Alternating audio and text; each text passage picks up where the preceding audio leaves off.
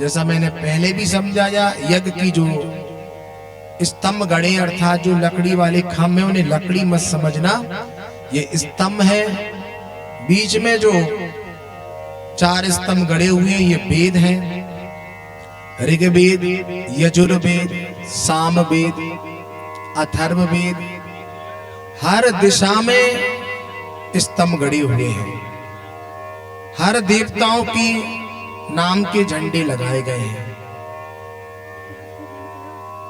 और गुप्त नवरात्रि का महापर्व चल रहा है। गुप्त नवरात्रि के महापर्व में यदि हम श्रीमद् भागवत कथा के एक श्लोक को भी सुन लेते हैं तो उसका विशिष्ट फल बताया गया है। श्रीमद् भागवत कथा तारने वाली है। श्रीमद् भागवत कथा में हम भगवान की लीला को सुनते हैं तो हमारे घर में कभी भी विपदा नहीं आती, हमारे घर में कभी भी कोई परेशानी नहीं आती, कभी भी रोग नहीं सताते। श्रीमद् भागवत कथा के श्रवण से जन्म जन्मांतरों के पापों से मुक्ति मिल जाती है। श्रीमद् भागवत कथा को ध्यान पूर्वक सुनना चाहिए।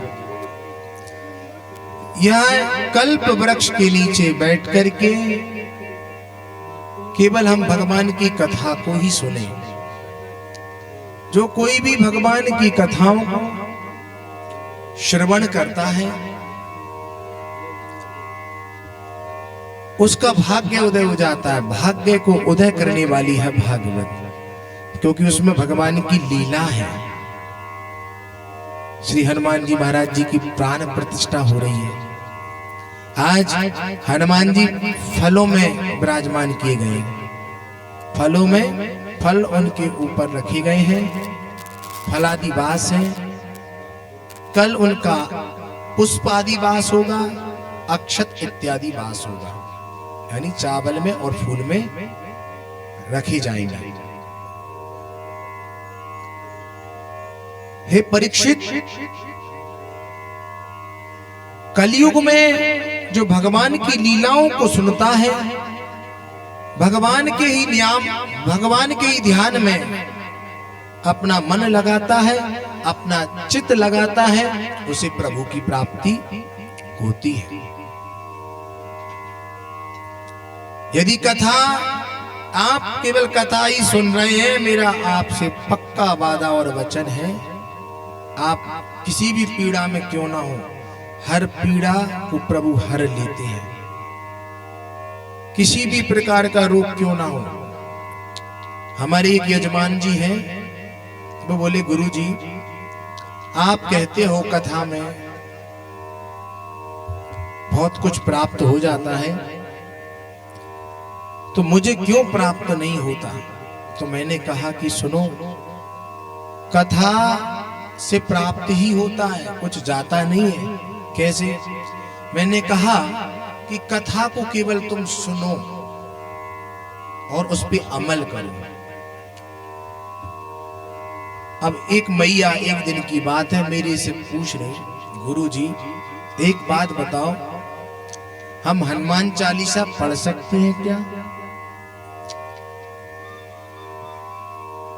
हनुमान चालीसा पढ़ सकते हैं क्या? मैंने कहा क्यों नहीं पढ़ सकते, पढ़ सकते हो। अरे लेकिन कुछ लोग कहते हैं हनुमान चालीसा नहीं पढ़ना चाहिए, ऐसा और वैसा। तो मैंने कहा कि हनुमान चालीसा से ही पूछ लो फिर, हम पढ़े कि नहीं पढ़े हैं। मैंने कहा उनसे कि उसमें क्या लिखा है, जो यह पढ़े हनुमान चालीसा, जो उसमें ये नहीं जोड़ा गया कि स्त्री पढ़े या पुरुष, उसमें तो ये लिखा है जो यह पढ़े हनुमान चालीसा होवे सिद्धि साखी गौरीशा। लेकिन नियम से पढ़े, शुद्ध पवित्र होकर के पढ़े, एक आसन होना चाहिए। कोई भी फल की हमें तब प्राप्ति होती है, हम कथा तो सुन रहे हैं, कहीं भी बैठ गए।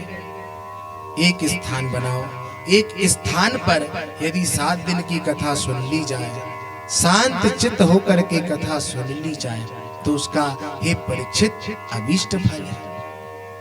कभी स्थान कहीं हो गया, कभी कुछ हो गया, कभी कुछ हो गया, और कथा में ही ज्यादा परेशानी। अब कथा सुन रहे हैं, फोन आ गया, हलो हलो कर दिया, और फिर भगवान सुनते जी हलो हलना भी चाहता है तो वहां से हिला देते हैं, अरे भगवान बचाओ बचाओ, बड़ी परेशानी है।